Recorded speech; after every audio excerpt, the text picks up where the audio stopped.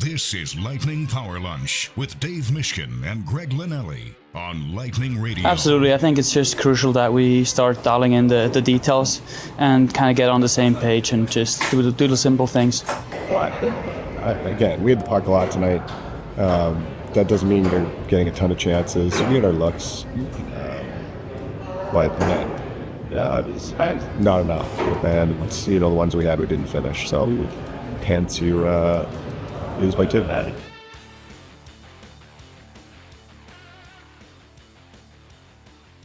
Because he rolls, and the Lightning looking to get back on the winning track tonight against the Pittsburgh Penguins, a team who is out of the playoff picture, but they have Sidney Crosby, who is chasing history of his own. We will get into that a little later on. Ben Pierce is with us. Mish, you're right next to him, and yes, our Lightning beat reporter. Yeah, it's beautiful. It had been a while. See, Ben is a regular contributor on Lightning Radio during game broadcasts. He has Into the Blue with Gabby, but on Power Lunch, been a little while, Ben. I was trying to remember the last time. He had surgery. I remember I was sitting next to you, but it had to be right after I started because I think we were sharing hurricane experience stories. It's been that long. My first experience. Man. Well, you're fresh off of surgery, and now what? A couple weeks out. Are you feeling better? Yeah, we're pretty much back to 100% now. Okay. You can eat what you want. You can drink what you want, and oh yeah, trust me. Yeah, it's we're all about that. Yeah, you were looking thin, man. You were looking like you had been running, and 23 pounds. Wow, I lost 20. My pants don't fit, and I'm not just saying that. I just got brand new, nice new dress pants for this wonderful job working in the NHL, and none of them fit me. I'm cinching my belt. I'm gonna have to start poking holes to make an unbelievable. That's not a bad thing, though. So you have an excuse to eat dessert, I guess. Yeah, right? It's absolutely. Or do you not want to gain back that weight? I'm kind of in the middle. We'll get some of it back. Yeah. But I got a couple. If you want some ice cream, have some ice cream. You know what I mean? That's how I look at it. Yeah, for real. I told Molly I'm in a couple of weddings this summer. Like maybe we'll keep it off until then, and then we'll just eat all the wedding cake and get it back then. Ooh, I like that. Well, the important thing is you were no longer in the red no contact jersey, though, right? You were cleared to do what you need to do, right? Yeah. Well, it is nice to be back and not have everybody asking me if I need a hand. Yeah. It was like, you doing all right? I'm like, yeah, we're good. So it's gonna be back full speed for sure. Well, we're glad you're back, and I think the Lightning are glad to be back on the road or on home ice because it's been a little out of character here the last couple of games. I mean, I think some of this, the ebbs and flows of a season, you're not going to be buttoned up every single game, and the hope is that you're ready to go game 1 of the Stanley Cup playoffs. But where do you kind of look at things here, Ben? Do you try and take a bigger perspective when it comes to the Lightning's play when they get into a bit of a rut, or maybe even they get on a pretty long winning streak to try and keep a level head? How do you analyze what's going on right now? Well, I think you kind of have to stay in the middle a little bit, right? Like we've seen an 8-game winning streak out of this team this year. We've seen a couple of 3-4 game losing streaks, and the reality is it's the NHL. And actually, Coop mentioned that this morning, talking about, it's the NHL. Teams are good. And when I talked to Nick Paul this morning, he said the same thing. Like tonight against Pittsburgh, you're playing a team that was a perennial Stanley Cup contender for literal decades. Now, they're kind of in the start of maybe a rebuild, but they've still got guys like Sidney Crosby, Malkin, Letang. Like, you cannot take any of these teams for granted on any given night. And I think you just have to kind of trust the process, keep playing the way. The good thing with the Lightning is they had that 8-game winning streak. They kind of built a little bit of that buffer. They're 15 games above that 500 watermark. And I think that gives them some room, which is really big this time of year. And that wild card race in the East is obviously as tight as it's been all season. So to have that cushion is good, but I think you really just have to kind of take it game by game and just say we're going to stack points however we can and not get kind of caught in the valleys and the peaks of that emotional side with wins and losses. This year, the Lightning have had a good defensive season, a huge improvement over last year's defensive numbers, and that was a point of emphasis for the team. And one area where they've done well throughout the year has been protecting the front of the net. Therefore, it was very noticeable that that was a big problem area over the weekend in the losses to Utah and Vegas.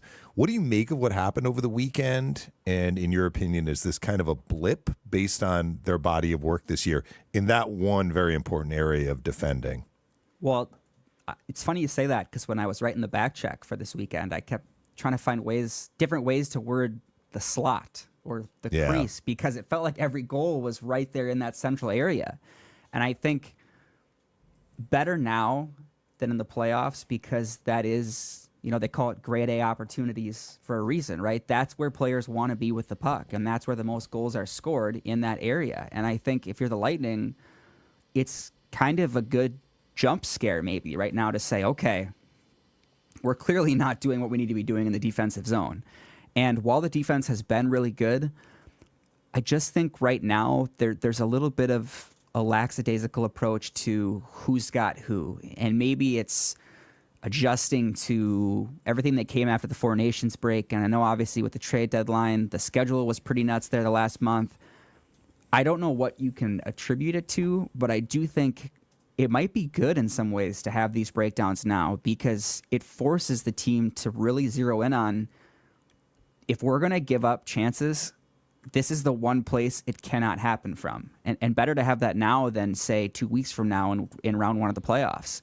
I just think for the Lightning, too, the forwards sometimes, I think, are so excited to go the other way. And Coop mentioned that in his postgame the other night. Like, I think on the one goal, we were kind of trying to spring that guy out of the box right on the PK, and all of a sudden we're caught in our own end. It's just a matter of trying to find that balance. I think they're going to be just fine.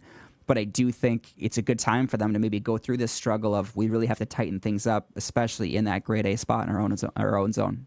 Do we have an idea of line combinations now that they've been juggled a little bit more? We've seen Cooch kind of up and down a little bit, and I know it doesn't matter with who he's playing with to a large degree, because he'll make do with anybody. But, when you take a look at Bjorkstrand and Gord and Paul and Name anybody else, really. Are we still in this process of juggling lines to find combinations, or how are you looking at things here?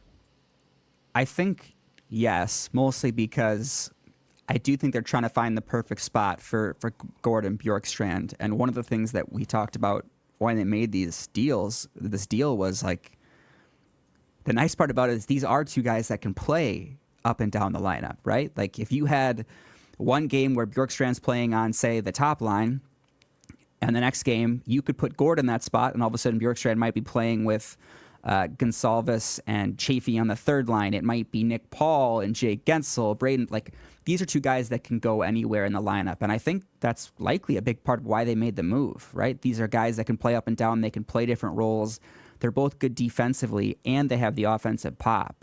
I don't think we've probably seen the last Coop shuffle, because it's Coop. He does love that, the other night during the game, I think towards the end of that second, third period, the blender was out. We were seeing everybody with pretty much every other player on the bench. So I think they're starting to get close. I will say this. On that quote-unquote third line, again, I know Coop doesn't like when we label the lines, but I really like what Gage Gonsalves has brought to that group. He's been playing very well lately, and I think knowing that you've got a guy like Gage who can be in that depth spot, and knowing that he's been pretty good this year with playing with different styles of players. And Nick Paul, I think that's kind of the big question here is, do you want Nick Paul kind of centering, bolstering that third group, or do you want Nick Paul on that second trio? And all of a sudden that second trio is like, that could be a top line on some teams in this league. If you've got, whether it's Hagel and Cirelli or it's Gensel and Point, like that's a lot of firepower for one trio. And I think that's probably what the biggest question mark is where do the Lightning want Nick Paul to be in that lineup? And again, another guy that can play anywhere. So I think that's kind of where the biggest question is right now is, what is Nick Paul a center, or is he our second line right wing? Well, the way they ran the lines this morning, Nick Paul is on the second line with Hagel and Cirelli, and Gord is back as the third line center. We'll see how it plays out tonight. You're right that Coop has really put the forward lines into a blender, particularly when they're down, which they've been in some of these games recently. What has been way more consistent, though, Ben, has been the 11-7 lineup configuration. Now and then we're seeing Chafee come in. In Utah, Lilleberg was the scratch, but that has been the exception rather than the rule. Is the wind blowing in that direction for the playoffs, do you think? Do you think that we're seeing this so much because the Lightning may go with an 11-7 lineup configuration in the playoffs?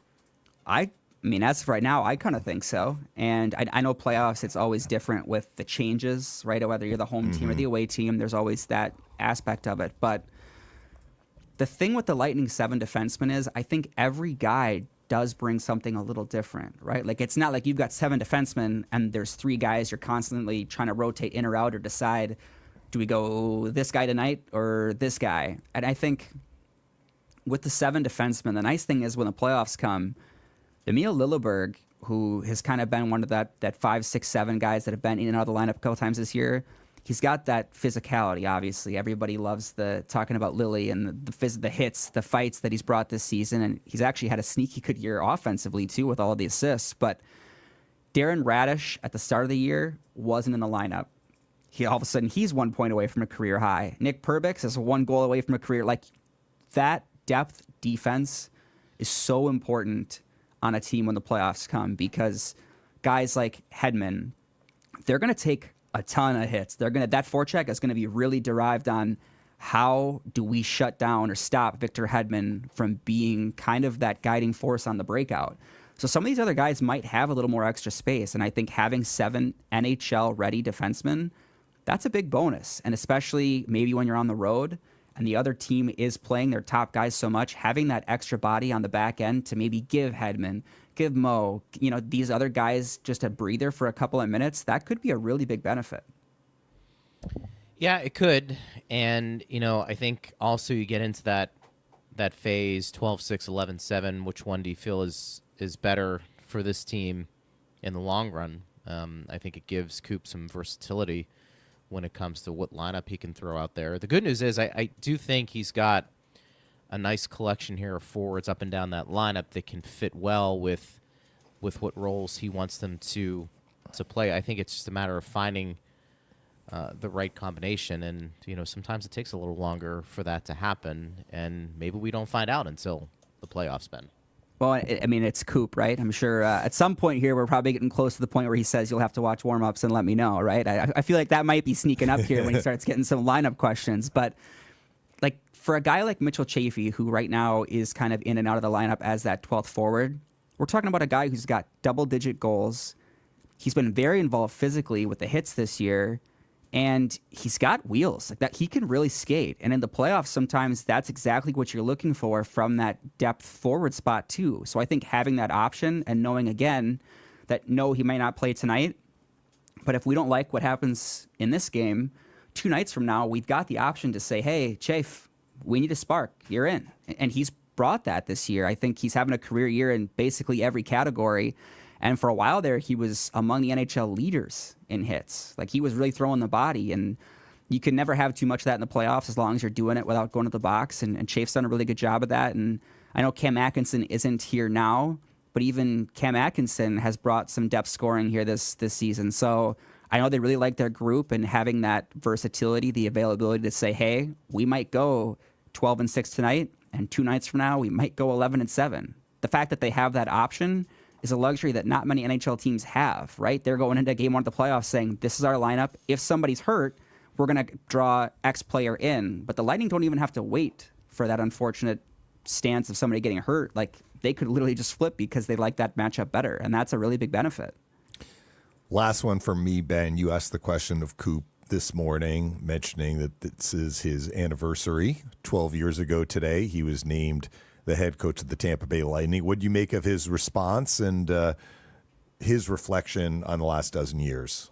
Well, I said this on social media, but just thought-provoking, right? Which is peak Coop. I mean, every time he talks, I feel like I learned something from the guy. But I thought it was really interesting when he talked about his growth and how he used to kind of ride that emotional wave we talked about a couple minutes ago of tough game, we're not playing well enough, or even like shift to shift. He said it would really kind of wear on him a little bit, and being able to take a step back and realize the bigger picture. it's really interesting. And you look around the league, how hard it is to not just get an NHL opportunity as a head coach, but to keep that opportunity.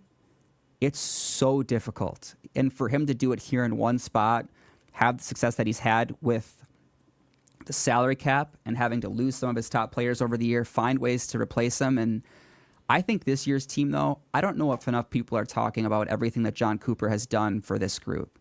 We just talked about Mitchell Chaffee. We've talked about the development of Emil Lilleberg. Guys are having seasons that they haven't ever had in their career. I mean, Darren Radish came to the Lightning as a guy who hadn't played in the NHL, and now he's scoring 30, 35 points a year as a defenseman. The work that he does, not just to make his top players in situations to have success, but to also help bring along those next level players that you need to have success. I don't know if he gets enough credit for that piece of it. And I think the fact that he's always looking to learn, I thought it was funny after Four Nations when he talked about picking the brains of the other guys on the coaching staff. And it's really impressive what he's done here. And I think if you're a Lightning fan, you've got to be stoked to know that, yeah, we're 12 years in, but with the way this team is playing, you certainly don't expect to see an end to that anytime soon. And we're very lucky to have him here in Tampa Bay, and I know everybody really appreciates all the work he's done, and you see it every night on the ice. It's why he should be up for Coach of the Year. A lot of times, Mish and I talk about this, and this will be our last back and forth here, but I find a lot of those awards are just not genuine to a degree, because a lot of it comes in with predetermined expectations, and it's almost kind of a mea culpa on the people who had the initial placement of a player or a coach or a team. That being said, but I think everything you just laid out, I heard it before the year began about how this Lightning team was going to be struggling this year. And look, time will tell. This team will be judged in the playoffs, and okay, if they have a first-round exit, fine. But you could hear a lot of the whispers that, this team's not as deep, and some guys might be past their prime, and here they are battling for first place, whether you think that's relevant or not, and metrically one of the best teams in the league. Well, it is funny too that I think tonight, or going into tonight, I believe it's 4 points out of first place in the division, and you go back even 3 months ago, the amount of people that were putting out it's finally happening in Tampa Bay, the Lightning are cooked. And what do? They rip off an 8-game win streak, and all of a sudden they're battling for first in the division. What Coop's been able to do with this group, and the fact that he's done it time and time again, because you could win a Stanley Cup, and all of a sudden for some people you're like, hey, we got there, now let's see what happens next. But I think there's kind of that push to say, let's get better after winning the Stanley Cup. Let's make this kind of the expectation. And guys have talked about in that locker room about how the expectation here, the culture here is we want to win and we'll do whatever it takes to win. That starts with your coach. The fact that he's never won the Jack Adams is absolutely insane. It's insanity. However, I guarantee if you ask Coach John Cooper 12 years ago on this day, Coop, welcome to Tampa Bay Lightning. I'm going to give you the option between 4 Jack Adams trophies or 2 Stanley Cups. What's your pick? I think he'd be pretty okay with the Stanley Cups. I don't think he's very bothered by the Jack Adams thing. And like I said, everybody in the entire league knows just what this guy brings to the organization. He's one of, if not the best coach in the NHL, and I think he'll take the Cups. I agree with you. It's why awards are dumb. We've absolutely. talked about it before. The Norris Trophy, let's just change it to the best offensive defenseman, because it's really not the best defenseman in the league. Defensive Art Ross. Yeah, there's just a lot of things that are flawed, and that's okay, because it gives us some talking points here on the show. But, Ben, we appreciate you, buddy. Go get some pants that now fit. Maybe get a cheeseburger on the way. He's going to gain the weight, some of it back. He wants so to. Don't he wants buy a the cheeseburger. pants yet. Yeah. Seriously, we got to change something. And, my wife makes fun of me all the time with the healthy habits. She's like, if you'd have done this on your own, I'd have been impressed. I'm like, wow, thanks, Miles. Appreciate you. Love you. So, yeah, we'll say goodbye on that note. Thanks for having me, guys. All right, buddy. Thanks, Ben Pierce joining us there. We'll talk to Ben on the pregame and throughout the broadcast tonight. It'll be a lot of fun. But, yeah, partner, you and I have talked about the I'm doing a switcheroo here for our video.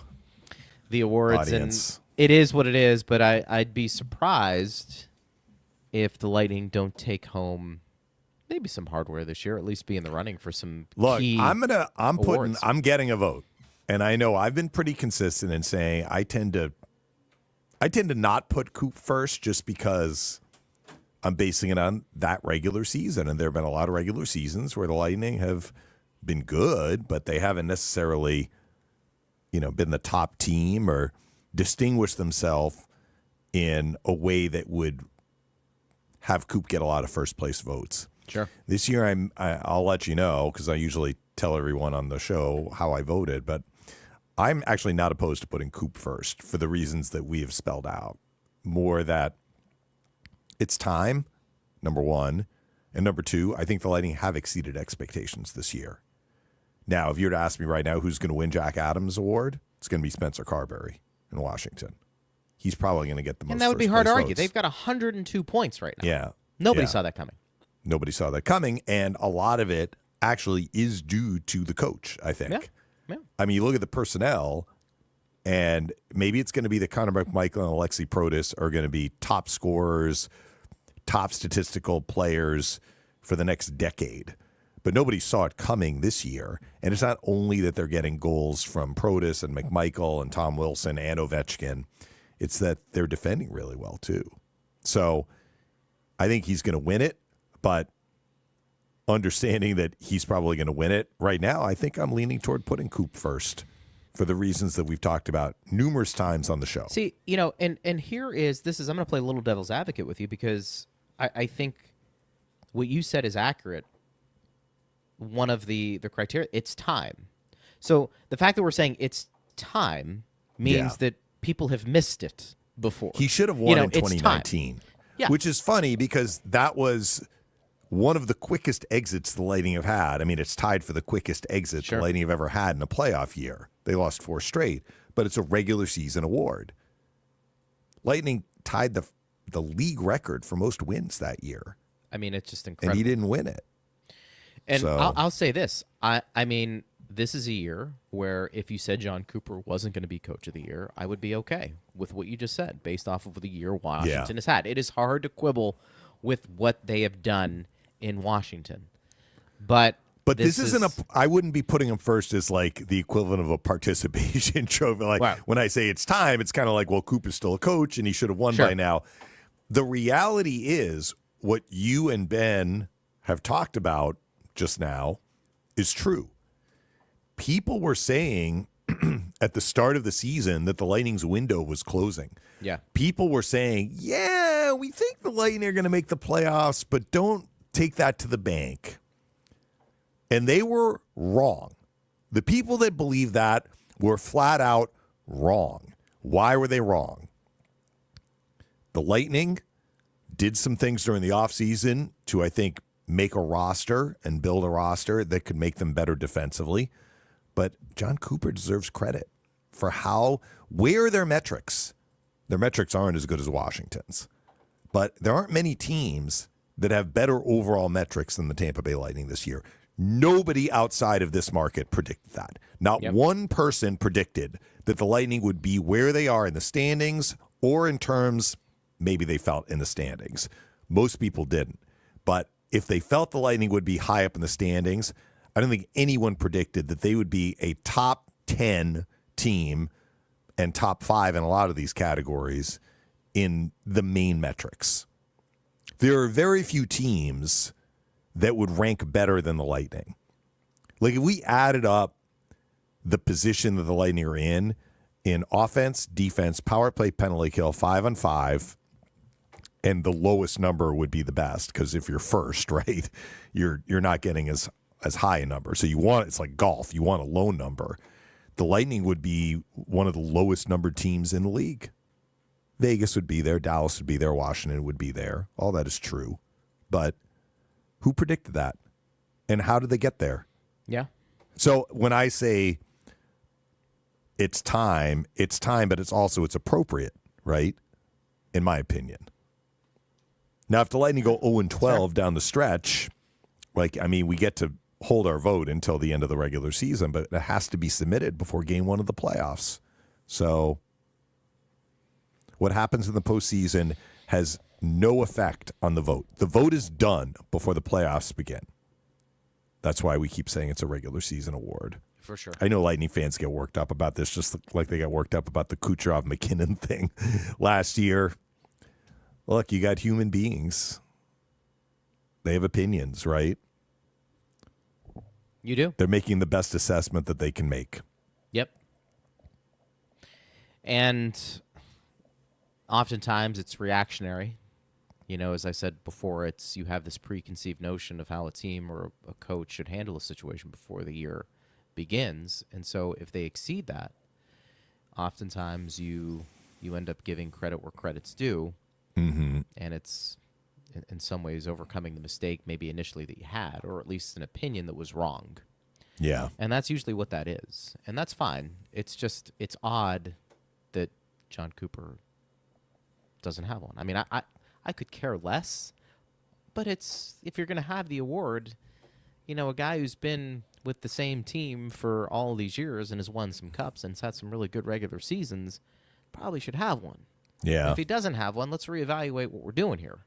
It's kind of like, how can a really good overall defenseman not even be a finalist for the Norris Trophy? I mean, It's that's because just... the numbers jump out first. Right. It's an easy way to be like, oh, top defenseman. Let me check the scoring list among defensemen. That's probably the easiest thing to look at. Sure. Maybe look at plus minus. Ryan McDonough is still among the leaders in plus minus in the NHL this year. I mean, you and I were kind of going down that list of like best defensive defensemen, maybe, and kind of their point total and like Hall of Fame credentials. Usually they go hand in hand, but Yeah. yes. And You brought up Slavin. Slavin's a great example. So will Jacob Slavin ever win the Norris Trophy? Not unless he starts scoring a lot more, probably. and what's a lot more? I mean, does he have to hit 50 to 60 points to be in that conversation? Yeah, does he from need the to be back in end? the Quinn Hughes, Cale Makar range Yeah. or closer to them? But right now he's not really close to them. You know, a guy who has a chance because of what he can do offensively is Mikhail Sergachev. Mm-hmm. You know, just because he has the ability to put up points, which is what that award typically is about. So Yeah, it's not going to be It's- this year, though, because he's a minus player. No. Yeah. For sure. So And that does go some into things, it, and it should go into yeah, it. it does. It does. But it's sometimes a moot point. What are you going to do? Lightning Yeah. and Penguins tonight. Let's get Yeah, into this so a let me little bit. share with you a couple of conversations I had, which I thought were interesting. I talked to Chernak and I talked to Hedman this morning. And I asked Chernak about the improved play in front of the net this year and what happened over the weekend. And I asked Hedman the same thing. And you know what both of them said? What's that? We just went over that. So, like, that was the emphasis of the team meeting prior to the skate.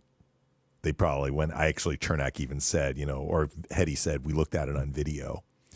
So they had the weekend. Monday was an off day, travel day. Team comes back. What did the coaching staff put together? What was the point of emphasis for the coaching staff? The point of emphasis for the coaching staff was protect the house. And I think that they've done a good job of it this year. Chernak kind of seconded that. He was like, this was really a rare off weekend for us because we've been better, he said, this year than last year in that one part of defending, which is a really, really important part of defending. Because if you're giving up those areas in front of the net and giving up chances in those areas, your goalie is not going to be able to stop them at the same rate as shots from the side. So that was the one thing I asked. The other thing I asked was the whole first place thing. Like, you know, how important is it to finish in first? And both Chernak and Hedman told me they do see they both said, we'd love to finish in first. It was less about avoiding Toronto and Florida, but more just about if we play well down the stretch, it would be great to finish in first. Both of them, though, put more of an emphasis almost on getting home ice. And maybe that's because they've played better at home than on the road this year. But as I was finishing the conversation with Chernak, I said, you know, you guys did win a bunch of series when you started on the road. And he laughed. He said, yeah, you're right. We did. But both of them mentioned the home ice. So, look, if the Lightning don't finish in first, but finish in second, then they do get home ice in the first round. But the likely it is that they will be seeing either Toronto or Florida in the first round. But unlike the last 2 years, they will be the team with the home ice advantage. Yeah. Last 3 years, actually, because they played Toronto in 2022, and they were on the road. And going back the year before, 2021, they saw Florida in the first round, and they had the lower seed. So the Lightning have been the lower seed in the first round for, 4 years in a row now. So they might be able to break that string if they can get at least into second place. And Wanted to share that with you. I don't know if you have any comment on. I think also too, this is pretty generic, but I think it speaks to what I saw the last couple of games as being mentally sharp. You know, that the breakdowns after you score a goal and allowing the other team to capitalize. Like, Pittsburgh's noted for that. You want to talk about a team that is terrible in that space where they get a goal, the other team usually scores right away. Or, you know, Jari gives up a goal within the first shot. Like, that can't be that can't be a trend. We want to see that, like, button up. And this is a good team to do that because there are flaws up and down that lineup. You got to be ready to go against their first line. You can't this is a game where, yeah, there's some things we need to do, but you know what? Honestly, the assignments tonight, stay out of the penny box and don't let the Sidney Crosby line hurt us, because that's the one line that has a lot of juice. Yeah. Rust had a couple of goals last game. Crosby's trying to make history, and Raquel's over, 30? I mean, if there's one line that's going to do damage, it's that line. So there should be no excuses on breakdowns with where that line is on the ice. It doesn't mean they don't have other guys who can't hurt you. That's typically how it's gone for them this year. So I think for me, if you're mentally sharp, it typically leads to you being physically aware of where things are happening on the ice. And this is going to be a game more so. I mean, the Lightning do it anyway when they're home team, and sometimes they try and do it when they're the road team. But this game in particular is going to be a game the Lightning are going to get the Cirelli line and McDonough and Chernak out against the Crosby line. Yep. I know Malkin is out there too, but the Malkin line, as it's configured, is just, they don't have quite the same arsenal. No. As the Crosby line. No. Now look, when the Lightning have last change, they get Cirelli's line out against whoever the perceived top line is for the other team. But there's such a gap, to your point, between the top line for Pittsburgh and then subsequent lines, for sure. And the Lightning have the benefit of last change. Now, on the fly, it's a little different. And sometimes, you know, the visiting team, and John Cooper does this on occasion, like, it's a whistle, the home team gets last change, there's a face-off. If the visiting team wins the face-off, there'll be a quick change, right? So you can get the matchups as the visiting team maybe that are more advantageous for you on the fly. But there is an advantage for the home team to set the matchups. And we referenced it when Ben was here. Nick Paul skating this morning with Hagel and Cirelli. Is that because the Lightning lost 2 in a row? Is it because they want Nick Paul with Hagel and Cirelli to match up against the Crosby line? Who knows? Kucherov with Point and Gensel. Yeah. Gonsalves, Gord, Bjorkstrand. And then I am guessing we're going to see 11 and 7 again with Gergensons and Glendening comprising the fourth line and the 7D. I mean, it makes sense to have Cirelli's line go against Crosby. I think we've seen that matchup over the years. So I think that makes sense. And I think you're right about Malkin's line and then the third and fourth lines. You know, they're trying to figure some things out with Tomasino, who's been on with Malkin. They got a couple of guys from the Maple Leafs in a trade who they're kind of Connor Dewar's the other guy in that line. Connor Dewar, so he's played well. Malkin's had some jump recently, but you know, again, if you want to win this game, don't take penalties and contain the Crosby line. It's that simple. And I would challenge Jari as much as you can, you know, assuming he's in net, which I would assume he would be. It's funny. There are a lot of people who are like, look, Pittsburgh needs to lose as many games as possible to get a high draft pick. And when the Penguins needed to win games, Jari was losing them. And now when they need the Penguins to lose games, he's winning them, which has kind of been a little bit of the conundrum that is Tristan Jari, who is a starting goaltender talent-wise.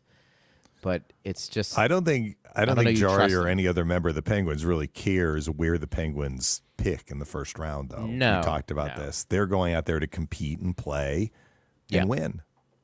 That's what Crosby, NHLers do. Crosby has been hot since the Four Nations. No NHL player has more points since the Four Nations than Crosby. Penguins aren't. I mean, they actually are winning recently. They're 5-1-1 in their last 7.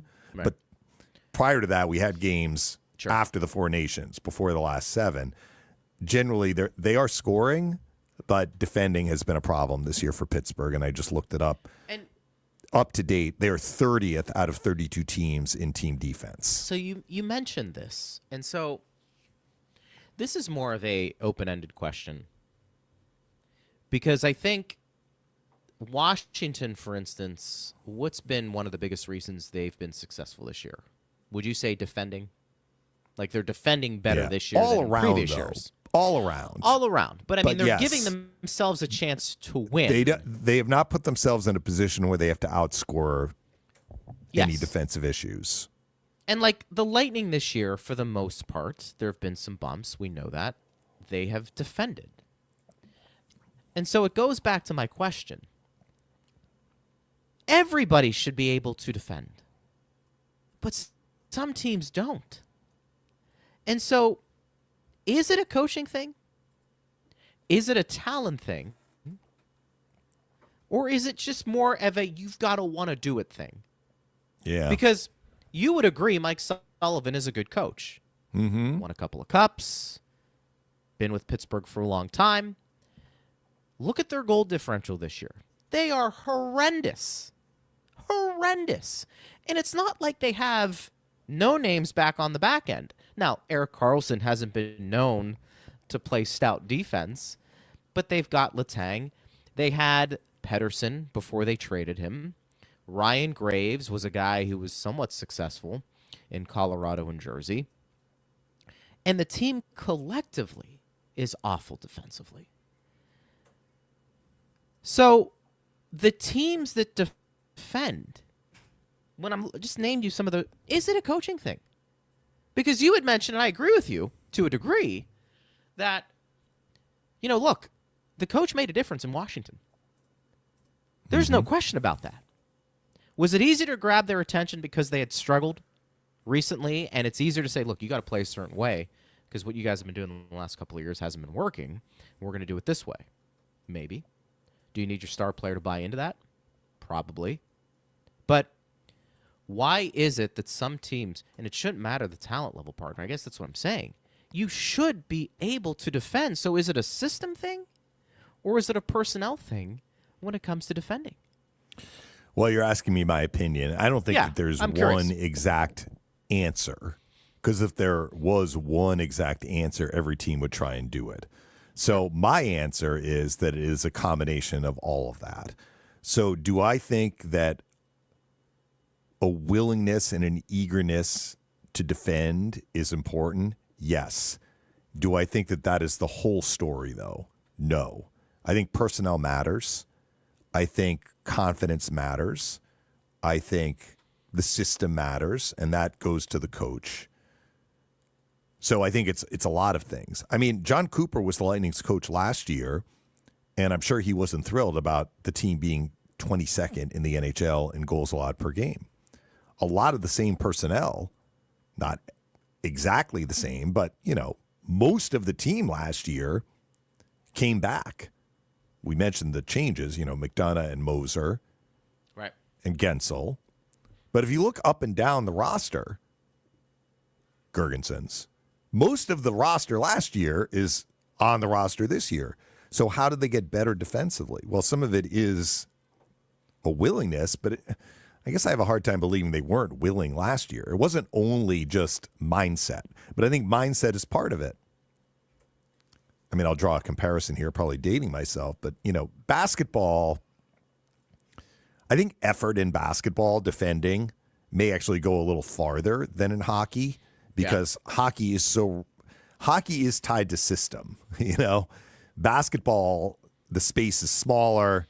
It's about your willingness to play hard when the guy you're defending actually has the ball. And I understand they have setups in basketball, screens, et cetera, et cetera.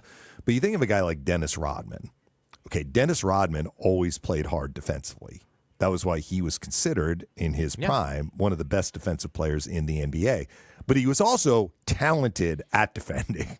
Yeah, for sure. Like he also had a bit. It wasn't only that he played hard; it was that he knew how to defend really, really well. So that's probably not a great comparison, sense. but I think it's a that. combination. Like Ryan McDonagh has settled things down defensively for the Lightning. Ryan McDonagh's return, because he's such a good partner for Chernak. Chernak has played better this year defensively. That's not effort. That's something else, but it's important, right? So, look, would the Pittsburgh Penguins likely be better than 30th defensively? Absolutely.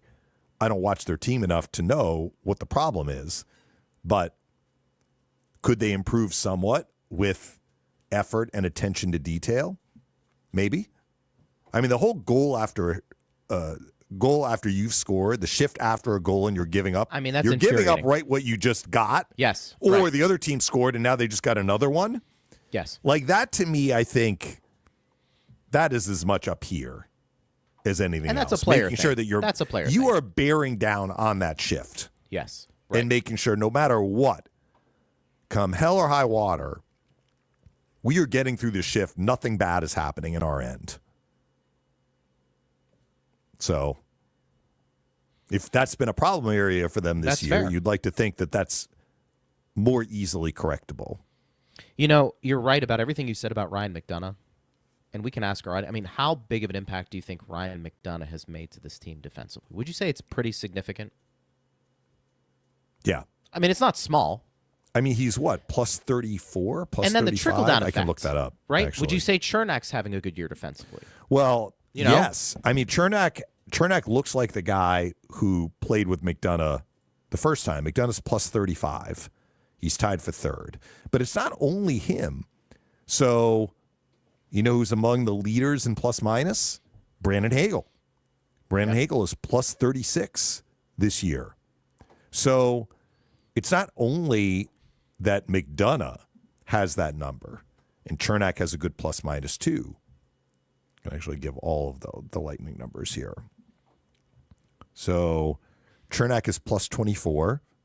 Told you Hagel's plus 26, McDonagh plus 35, and Cirelli's plus 22. Who are the four guys that have been out the most against the other team's best players? There you go. Because we've had that third forward rotating with Hagel and Cirelli. Yeah. It's been those four guys. Right. Why are the Lightning where they are defensively? Well, you look at the four guys that are tasked with being out there when the other team's most dangerous players, for the most part, are out there. And all of them are, like, those are the four best pluses on the Lightning. So that tells you a lot about what they've been able to do to keep the puck out of their own net this year. That's not only effort, but effort is such a big part of Cirelli's game and Hagel's game. By the way, congratulations, Cirelli, playing his 500th NHL game tonight. Pretty cool. So I think they go hand in hand. So Ryan McDonagh is third in the league in plus minus. Yeah. Okay.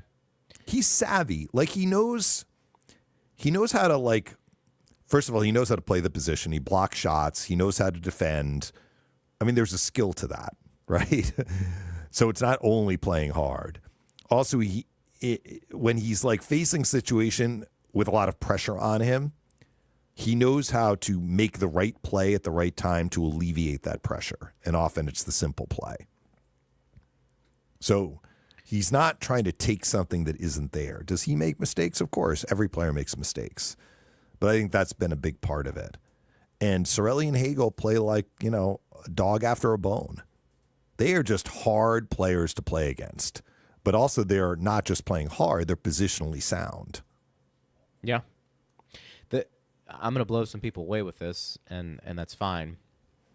And I realize it's not going to happen, so why bring it up? But if you really believe, we just got done having a conversation about players that make an impact and what they do for a team. We just got done talking about awards and things like that. Mm-hmm. If he's not in contention for the Norris based off of what you just said, Ryan McDonagh, the impact, you could make a case. Is there anybody more valuable to his team than Ryan McDonagh this year? Let's have a conversation about this, because the issue was get back to basics defensively. Let's be a better team. Let's be a harder team to play against. Oh, by the way, you bring in Ryan McDonagh, and then that trickle-down effect with Eric Chernak. I'm not telling you he should run away with the MVP award this year. I'm simply just saying, shouldn't he be in your top 10 or top 15 if you define most valuable player to your team? It's not that, though. It's not. I know it's not that. I know. It's one of the. I know. mean, it's not always the leading scorer, but it's usually one of the leading scorers in the 100%. NHL. He's never going to get it. And look, you can make the argument that a goaltender sometimes has won the Hart Trophy. It's rare. I would agree with you. But often a team's success is tied to how the goalie plays. So the goalie is often 100%. At least a valuable player, if not the most valuable player. But the argument, I don't get a vote on this, so I'm exonerated from any of these award winners in the past. But often the argument is, well, the goalies have their own award. So the argument against the defenseman winning the MVP is, well, the defenseman, there's the Norris Trophy. That's the award for the defenseman. But the award for the defenseman doesn't really take into account how valuable that defenseman is to the team. It's really who scored the most. I mean, look, I think that's fair what you just said, because you could make a case if you've got strong goaltending this year, any year, and your team is playing especially above expectations, why wouldn't your goaltender be in consideration for the MVP of the league? Yeah. I mean there have been a few. Hasek's won it. Theodore, Jose when he Theodore, was with didn't Buffalo. He win Theodore was kind of a surprise. Yeah. A little bit of a surprise, because it's not like the Canadians, the year he won it, I don't think they were like a President's Trophy winning team or anything like that. I'm not even Carey sure where Price, he finished. Carey Price won it a year, I think. Yeah.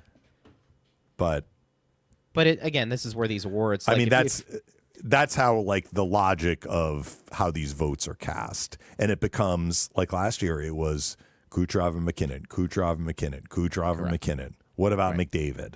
Right. You know, it's like, who's going to lead the league in scoring? Should the scoring leader be the most valuable player? And hard to argue. Look, if you're going to say, let's use Cale Makar as an example. So Cale Makar is going to lead all defensemen in scoring this year. Does that mean that he isn't valuable to his team? Of course. Cale Makar is very, very valuable to the Colorado Avalanche. Yeah, right. Because he not only, but in large part because he contributes so much offensively. So it's not like these people that are voting for high-scoring defensemen as winners of the Norris are completely off base. Don't have the highest-scoring defensemen are valuable. They are. But that's not the only way a defenseman can be valuable. And it's not the only way a player can be valuable to his team. I kind of agree. And I just think maybe you don't necessarily have to win it if you haven't scored a ton of points to be in that conversation of MVP. But how about just be in the conversation? I mean, I think that's fair. Yeah. Maybe be in the top 10. They get 5 players to put on the ballot. It's the writers. Next time we have Eric on, we'll have to ask him. We'll talk to him. Kind of if he's ever considered putting on someone. I mean, I think over the years, sometimes we see a defenseman maybe finishing 5th, sometimes 4th. I cannot remember if it's ever happened, though, that a defenseman has actually won the Hart Trophy. Has a Selke If it's happened, I cannot remember it. It's happened for goalies intermittently, very intermittently. Has a Selke Award winner won both? You know, like a Datsuk. I don't think he has. Yeah, but like a probably Datsuk not. who's wins. Not the Hart. No. Barkov would maybe No, be Bergeron. in. Bergeron would probably Kopitar. I mean, these are the guys that have won it recently. Correct.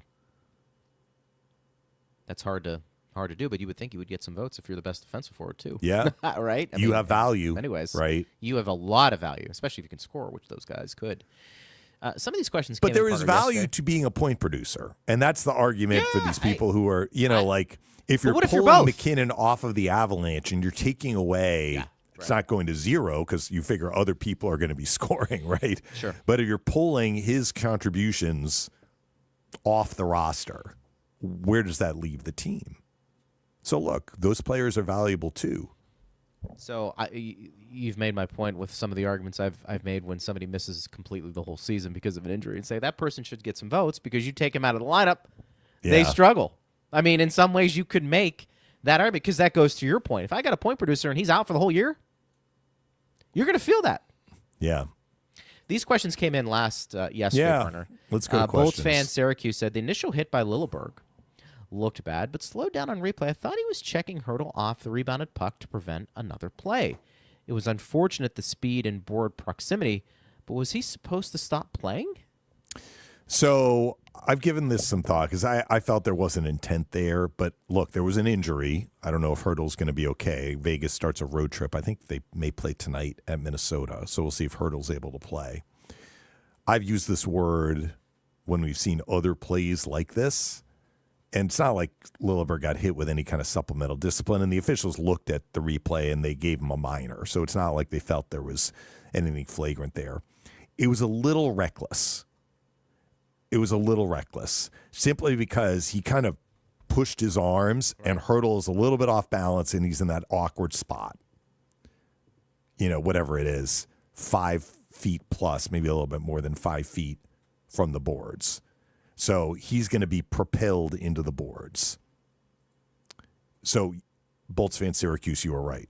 Littleberg is entitled to check Hurdle. Hurdle had the puck. Excuse me. He had a breakaway. Vasi makes the save. The puck came back to Hurdle. He's kind of at the side of the net at that point. So he's eligible to be hit. But the way the check was delivered was a little bit reckless. He could have ridden him into the boards, and I think that would have been fine. But it wasn't flagrant. It didn't rise to the level of a major or supplemental discipline or anything like that. She said Las Vegas called it senseless. Can you help me understand? I feel like they played hungover in Utah and only half the game in Las Vegas. Tough to drop those games with the standings as they are. We could have leapfrogged Toronto and been closer to Florida. Well, the end of the tweet is accurate. I didn't hear what Vegas called it, but look, I understand when Vegas, and he's one of their top players, he's got over 30 goals this year. You see this guy go down with an injury on a play that, it was avoidable. What did they call it? What was the word they used? Senseless or something? Is that what she said, Greg? Yes. Yeah. It was avoidable. So I get it. And they probably had some emotion in there. I think her characterization of the two games was probably a little harsh. I don't think the Lightning played like they were hungover on Saturday. We touched on this on yesterday's show, which we did after the game on Sunday. I felt Utah just played a more intense game. But to say the Lightning played like they were hungover, I think is putting it too much in the other direction. But they were on the short end of the intensity stick there. Right. I don't think they only played half a game against Vegas. I think they played hard against Vegas. I think they made some mistakes against Vegas. Yeah. And against a good team, they got burned by it.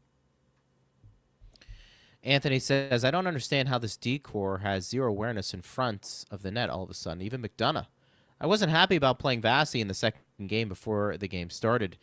Bigger chance to get away with 0 points. Halverson had no time to rest and prepare. So I'm glad that he said recently, because this is what we've been talking about. This has been the exception rather than the rule in terms of the Lightning losing coverage in front. We haven't seen it really much of the year. Has there been an occasional breakdown? Of course. Every team is going to have that. Through 68 games before the 2 games this weekend, though, you would be hard-pressed to find games like the ones we saw over the weekend with the huge breakdowns in front. So, look, they had a bad weekend defensively. No two ways about it. And they're going to have to correct it. But I don't think that this is some kind of systemic problem that we've seen all year. It was more of a problem last year, frankly. Number of grade A scoring chances the Lightning allowed in front of their own net last year was a problem area, and it was a way higher number. You can talk to the Lightning management. If they'll talk to you, they will tell you the Lightning have greatly improved in that area. And the Lightning track their own analytics. They have their own analytics department. That is one of the things they're looking at, specific to their team. They were doing like the heat map, right? Which Eric was telling me about the heat map, Yeah. which was very accurate in the Utah game. Like you looked at where the shots were coming from, right in front of the net. But I mean, the Lightning analytics department, like those people are tracking this, and Lightning have been better. Why have they been better? Well, it's a commitment from the players. They're just doing a better job of taking away time and space from opposing players when they are in that high danger area right in front of the net. But they didn't do a good job over the weekend. Anthony also says the biggest problem right now is the lack of chemistry on the first line. Point refuses to score from Kucherov feeds for a month. It weighs the whole team down. Bjorkstrand needs to score a couple with his shot. No screen during 6-on-4. I'm just laughing at this point. Well, look, they almost scored in Utah on, was that the 6-on-4? I think it was the 6-on-4 because Utah scored an empty net shorthanded goal. And Vejmelka made a great save on Bjorkstrand. That was the back door. They had that play open to them. Well, I know, Anthony, you like the screen. The Lightning, I thought, did pretty well in the 6-on-4, honestly. I mean, Newhook makes a great shot there. I mean, it was 175 feet down the ice. So, I don't know. Again, this is backing up Anthony's point that, when they have a key power play, a chance to change maybe the outcome of a game, they're not coming through. But, they had a great A against Utah, an opportunity to get the game tied, and goalie made the save. It was his best save of the game, honestly. I mean, it was the best save he made all game, and it kept that game 5-4. I get the frustration there. Bjorkstrand, I think you want to see him start to fill the net a little bit more, be a little bit more comfortable because he's an offensive guy. He hasn't gotten open to take his most dangerous shot is the wrist shot. So they ran the power plays this morning. Hagel is back on the top unit. So they tried Bjorkstrand there. He wasn't getting a shot to the net. I mean, he had one in Vegas, I remember. But this is what we talked about. Like, his best weapon is the wrist shot. At that spot on the power play, it's really the one-timer. And he has not gotten a lot of pucks to the net during the time that he's been on the top unit. I think 5-on-5, he is looking to shoot. But he is not, to this point, enough. It's happened a couple of times. And when that's happened, he's come close. He's hit a couple of posts with that shot. You would like to see him be in a position to shoot the puck more because it is a huge weapon. He can score with that wrist shot from almost any spot in the offensive zone. That is incredibly rare. But he can do it. He can find the openings. But if there's a guy in the way, he can't shoot the puck, right? So I think that's the next step for him. Yeah, for sure. And I think, when you talk about the first line, I'm really not concerned about it. You can get into shooting more, shooting less, chemistry. I think those come and go. I think when the Lightning need that first line to be there, and it will be in the playoffs, and it's against Old Point and Kucherov line, I'm comfortable with that. Yeah, and they're reunited tonight. Yeah, at least at the start of the game. I think they just need to find a little bit more production, really from Bjorkstrand at this point, to feel confident in their top 6, even top 9. I do, and we'll see what's best when it comes to where he fits in, because I think that's a situation that makes the most sense. But we'll see how it plays out tonight. My sense is there's going to be some scoring chances. And we'll see how the Lightning are structure-wise tonight. And again, keep an eye on the first line for Pittsburgh. You've got to play them tough. You do. I think you give yourself a really good chance to win tonight. And we'll see. Erik how that plays Karlsson out. comes in with 199 goals in his career too. Yeah. So like he's had a tough time in Pittsburgh. He's having another bad year overall, but he's been a great player. 199 goals from the blue line is very impressive. He's dynamic. I think that's probably very a good dynamic. way. And look, you may get a chance to see history tonight with Crosby, depending on how many points he gets. Yep, that's true. So he needs 2 points to get to 80. His max number of games played this year is 80 because he missed 2. So it would be 20 years of averaging a point per game or better. Which is incredible. When you think about records that Gretzky has, you don't think of many that are going to be broken, potentially 2 this year. Yeah. So we'll see if that plays out. moving forward. Well, Gretzky played 20 years in the NHL, and I'm guessing it was his last year that he was not at a point per game. With the Rangers, right? Had to have been. Yeah. Yeah. Because he did it for 19 straight years. And his rookie Correct. year, which wasn't his first year playing pro because he played in the WHA with Edmonton. But his first enemy is still 18, right? His first year in the NHL, like he was well over a point per game. So it had to have been the last year. All right. Partner, I will catch you tonight. See you tonight. Yeah, pregame will be at 6:30. Puck drops at 7. Then we'll be back at it tomorrow in this setting. Thanks to Steve Versnick and everybody else who joined us, Ben Pierce as well. Mm-hmm. And for our audience who listened, we always appreciate you guys. You've been listening to Power Lunch on Lightning Radio.